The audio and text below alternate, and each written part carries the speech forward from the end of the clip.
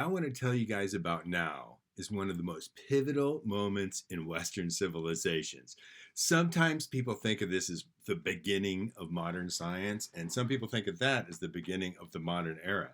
Anyway, let's take it back to the 1600s. A guy named Galileo. Now, Galileo, without going too much detail and backstory, to take a little bit of time, but he was an intellectual guy, and he was I'll just go ahead and tell you the story. Um, One of the amazing technologies that they had developed back then that was really pivotal and really important for different cities and civilizations and stuff was the cannon. I mean, military technology is pretty important. And the problem was what to aim a cannon, all they could do was aim it and shoot and see where it hit. And then, okay, a little bit to the left, a little bit to the right, maybe up a little more. They really didn't understand how a cannonball flew. Because when you started getting something like a cannonball, it flies so fast you can't really see it. Right? And so they were figuring it would, and then it would tire out and then just drop straight down. They didn't really know how it worked. But Galileo was figuring, okay, if we're going to figure out how to aim a cannon well, we better know how a cannonball flies. What are the rules that govern that?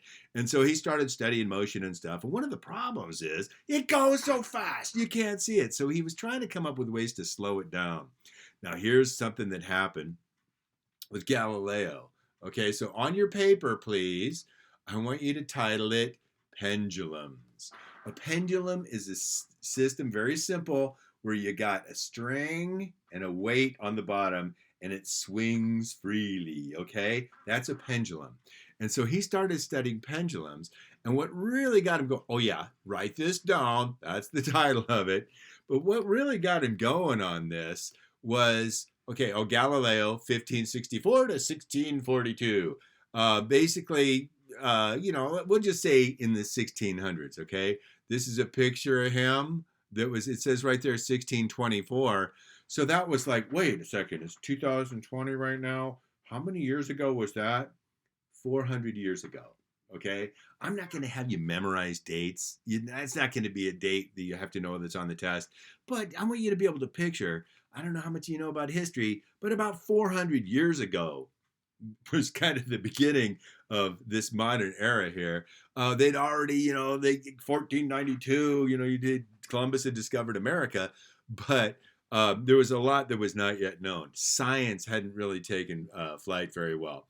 Okay, so anyway, Galileo in the 1600s, early 1600s, this is a building that's still standing there. He was living in the city of Pisa in Italy, and this is the Cathedral of Pisa.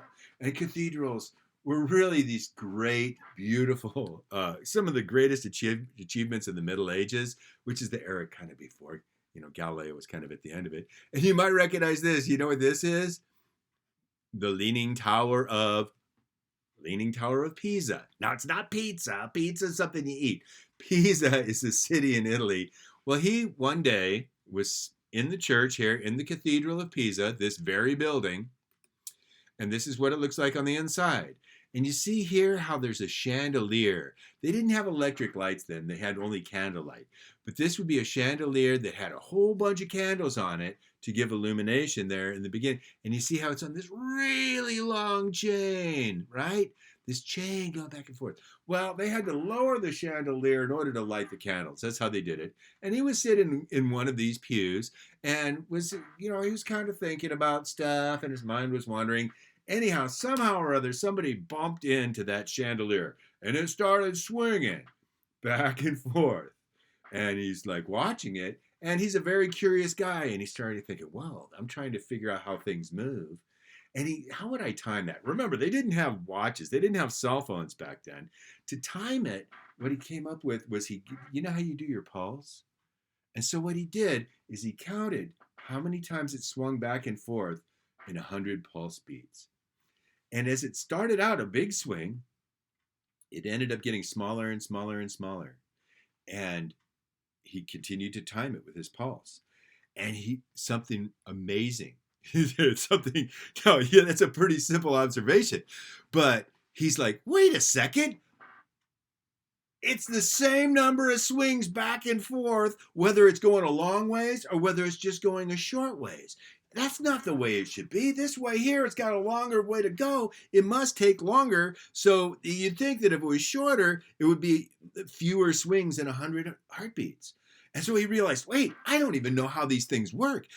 How can we understand how cannonballs fly if we can't even figure out how a pendulum swings just a weight on a chain? And so he went back to his laboratory and he realized we have to study and get down to basics and try to figure out how the heck this works. And so that's what he did. He went to his lab and he invented basically, or at least he's the first person that sort of charted out the controlled experiment where there are three variables in a pendulum.